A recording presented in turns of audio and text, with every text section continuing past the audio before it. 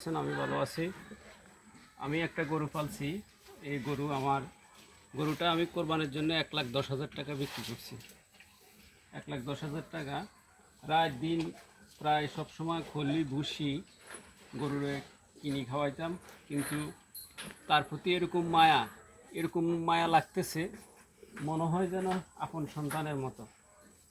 কারণ সবসময় তার কাছে থাকতাম, গোসল করাইতাম, ভুসি খাওয়াইতাম। অনেক সময় সাংসারিক হদাবের সাথে তো সমস্যা পড়তাম, কিন্তু গরুর জন্য খাবার নির্দিষ্ট পরিমাণে রাখতাম। এবার খেরের দাম বেশি, বন্যা হওয়ার কারণে দান হয় নাই। এই কারণে খেরের দাম অত্যন্ত বেশি, সে পরিমাণে গরু অত লাভ হয় নাই। অত্যন্ত মায়া লাগতেছে গরুর প্রতি, বড় মায়া।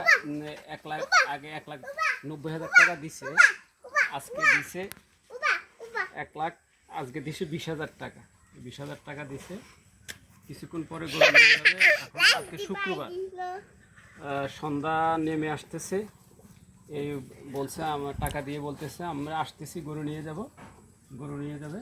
কালকে শনিবার কোরবান, তারা কোরবান দিবে। আল্লাহ যেন তাদের কোরবানটা কবুল করে। এই গরু ছিল। সব ভালো থাকবেন, সুস্থ থাকবেন। আসসালামু আলাইকুম।